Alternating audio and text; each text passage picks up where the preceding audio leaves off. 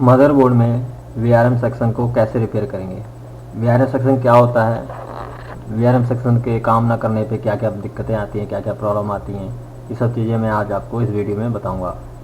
सबसे पहले तो वीआरएम सेक्शन क्या होता है। वीआरएम सेक्शन जो मदरबोर्ड में ये दिख रहा है, जो सीपीयू के पास में, बिल्कुल पास में, ये जो बहुत सारे कंपोनेंट लगे होते हैं, जिसमें आपके कैपेसिटर,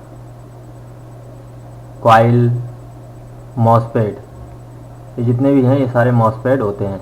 और ये जो आपकी चौकोर पिन दिखती है, चौकोर आईसी है, ये वीआरएम चिप है। वीआरएम सेक्शन का काम ये होता है कि सीपीयू को प्रॉपर वोल्टेज देता है काम करने के लिए। इस वीआरएम सेक्शन से सीपीयू को वोल्टेज मिलती है, जिससे सीपीयू काम करता है। अगर वीआरएम सेक्शन सही से काम नहीं करेगा तो हमारा सीपीयू में भी काम नहीं करेगा, जिससे हमारे मदरबोर्ड में डिस्प्ले नहीं आएगी, बार बार रीस्टार्ट होगा, हैंगिंग प्रॉब्लम होगी हैं, या फैन हमारा कंप्यूटर ऑन ही नहीं होगा। ये सारी प्रॉब्लम हमारे वीआरएम सेक्शन की वजह से आती है।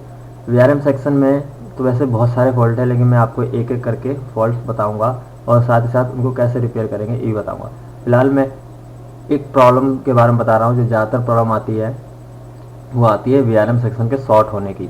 शॉर्ट होने की पहचान कैसे है कि वीआरएम सेक्शन शॉर्ट है या नहीं है। आपका कंप्यूटर, जैसे कि हम कंप्यूटर ऑन करते हैं, कुछ देर के लिए सीपीयू फैन घूमता है, कुछ देर, कुछ सेकंड के लिए। जैसे हमारा सीपीयू फैन है, कुछ देर सेकंड के लिए घूमा और फिर बंद हो गया, हम दोबारा से फिर ऑन ही नहीं होता है। हम पावर निकालेंगे, फिर लगाएंगे, फिर ऑन करेंगे, तो हमारा सीपीयू थोड़ी देर के लिए फैन घूमेगा और फिर बंद हो जाएगा। ये लगभग ये इंडिकेट करता है कि हमारा वीआरएम सेक्शन शॉर्ट है। लेकिन प्रॉपर चेक करने के लिए कि हाँ हमारा वीआरएम सेक्शन ही शॉर्ट है, इसके लिए हम ये 4 वोल्ट की पिन हैं, जो सीपीयू वोल्टेज की 4 पिनों की होती हैं, जो 12 वोल्ट की सप्लाई दी जाती है एसएमपीएस से, उसकी पिनों को हम निकालेंगे।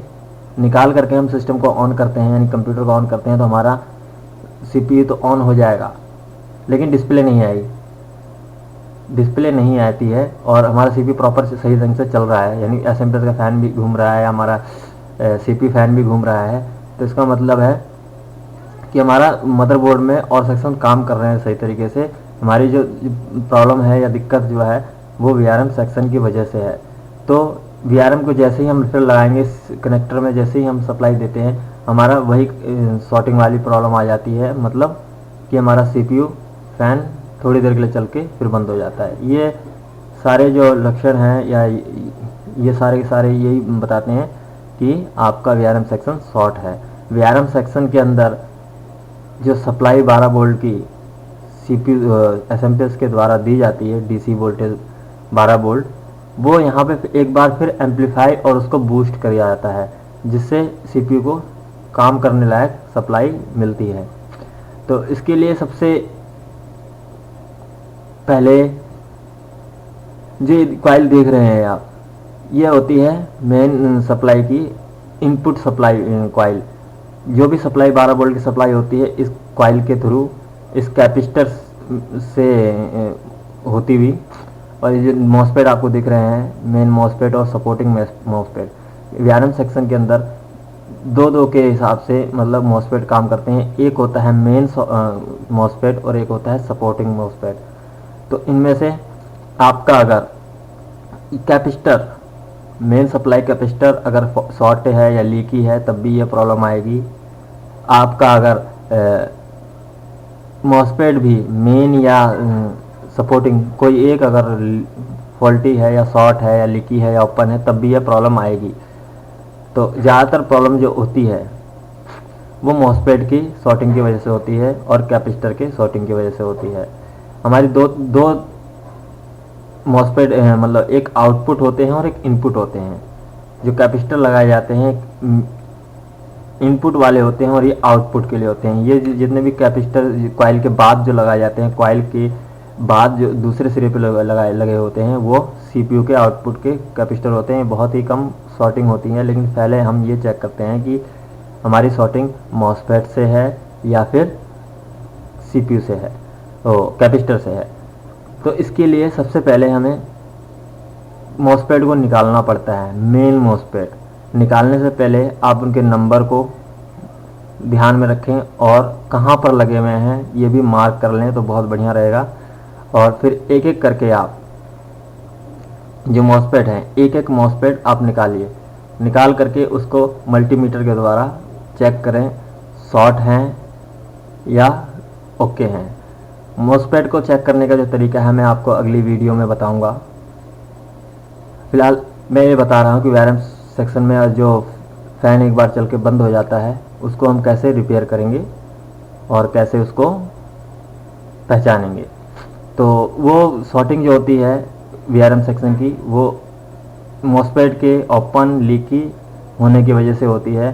तो सबसे पहले आप मॉसफेट को, सारे मॉसफेटों को, जो मेन मॉसफेट हैं और सपोर्टिंग मॉसफेट हैं, दोनों सबको निकाल ले। निकाल करके आप बाहर मल्टीमीटर से चेक करें, क्योंकि सर्किट में लगे लगे कभी भी कंपोनेंट की प्रॉपर टेस्टिंग नहीं हो पाती। अगर आप यहाँ चेक करेंगे तो कोई ना कोई कंपोनेंट चाहे कैपेसिटर हो शॉर्ट ही बताएगा, यानी फुल कंटिन्यूटी देगा मल्टीमीटर के ऊपर।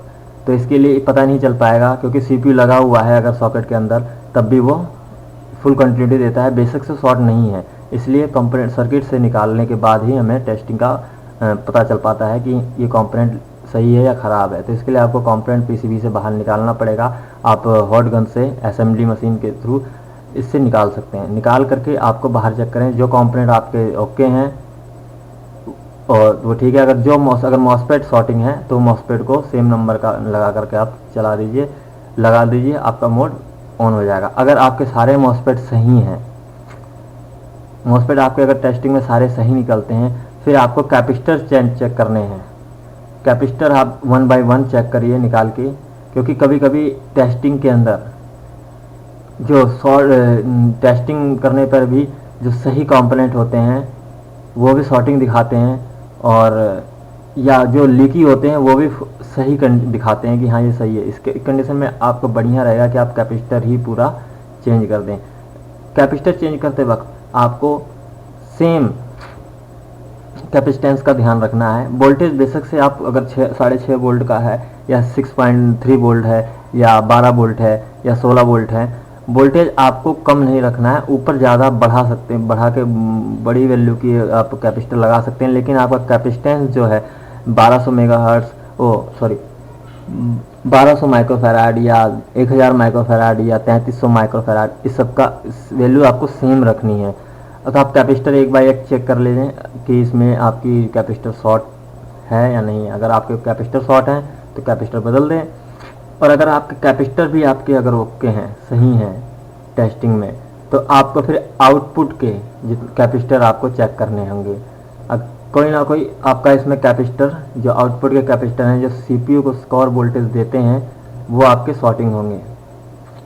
अगर ये आउटपुट के वोल्टेज कैपेसिटर अगर आपके सही हैं, उसमें फिर आपका ये वीआरएम चिप होती है, ये आपकी शॉर्ट हो सकती है। तो आपको वीआरएम चिप को निकाल के आप दोबारा से रिवॉल्विंग करके भी लगा सकते हैं, और नहीं तो आप दूसरी वीआरएम चिप ही आपको बदलनी है। वीआरएम चिप रिप्लेस करने के बाद भी आपकी अगर वही सेम प्रॉब्लम आती है तो सीपीयू को आप चेंज करके देखें, सीपीयू भी शॉर्ट हो सकता है। हालांकि पहले अगर आप चेंज करके देख लें तो इतना काम नहीं करना पड़ेगा।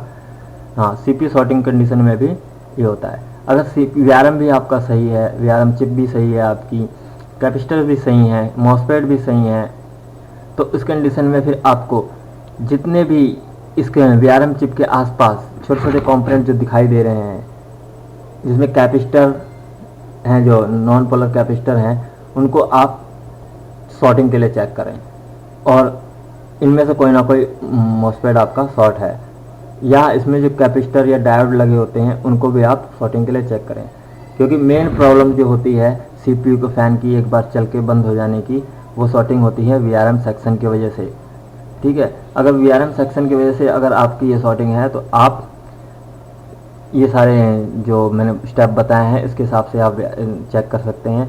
ज़्यादातर जो प्रॉब्लम होती है मॉसफेट के शॉर्टिंग की होती हैं, आप इसमें मॉसफेट शॉर्टिंग चेक करें, ज़्यादातर प्रॉब्लम चली जाती हैं। मॉसफेट या फिर कैपेसिटर, इनको चेंज करने के बाद आपकी प्रॉब्लम बिल्कुल सही हो जाती है। और अगर इन सब के बावजूद नहीं होती है फिर आपको 1 बाय 1 कंपोनेंट चेक करने पड़ेंगे, जिसके लिए बहुत थोड़ा टाइम लग जाता है। तो ये चीज़ है। तो इसलिए VRM सेक्शन कैसे रिपेयर करते हैं ये। अगर मैं आपको VRM सेक्शन के बारे में और अधिक जानकारी और डिटेल में अगली वीडियो में आपको बताऊंगा VRM सेक्शन कैसे काम करता है, या मेंस मॉसफेट कैसे काम करते हैं, सपोर्टिंग मॉसफेट क्या होते हैं, कैसे वर्क करते हैं, कहाँ कहाँ से इनकी जुड़े होते हैं, कैसे कैसे ये काम करते हैं, इसकी पूरी जानकारी मैं आपको अगली वीडियो में बताऊंगा। तो फिलहाल ये है कि आप अगर VRM सेक्शन में प्रॉब्लम आती है तो आप मॉसफेट को चेंज करें और चेक करें। और साथ ही साथ अगर आपके पास जैसे कि इसमें करीब 7-8 मॉसफेट लगे हुए हैं, ये अगर 7-8 मॉसफेट लगे हुए हैं, आपको सेम नंबर का मॉसफेट नहीं मिलता है, तो आप कैसे बिना इस मॉसफेट के या दूसरे नंबरों कैसे यूज़ कर सकते हैं, या फिर कुछ उस कंपोनेंट को निकाल कर आप मदरबोर्ड को भी ऑन करा सकते हैं, वो मैं आपको अगली वीडियो में बताऊंगा। अगर आपको यह वीडियो अच्छी लगी हो तो लाइक ज़रूर करें, और अगर आपको कुछ पूछना है तो आप कमेंट्स दे करके पूछ भी सकते हैं। आप हमारे और अधिक जानकारी के लिए या मदरबोर्ड से रिलेटेड या कंप्यूटर से रिलेटेड आप जानकारी हमारी साइट पर भी, वेबसाइट पर भी आ सकते हैं, जो कि लिंक दिया हुआ है। और अगर आपको चाहे कि अधिक वीडियो मिले, जैसे कि मेरी वीडियो में स्टार्ट किए हैं मैंने मदरबोर्ड से रिलेटेड, हार्ड डिस्क से related, LCD repair, monitor repair, in chip level की जितनी भी रिपेयरिंग है कंप्यूटर से रिलेटेड, वो मैं वीडियो के द्वारा आपको बताता रहूँगा। तो इसके लिए आप इस चैनल को सब्सक्राइब करें, जिससे आपको आसानी से वीडियो मिल जाएँ। उसके साथ ही अगर आपने वीडियो देखने में इतना समय दिया है, इसके लिए आपके लिए को धन्यवाद।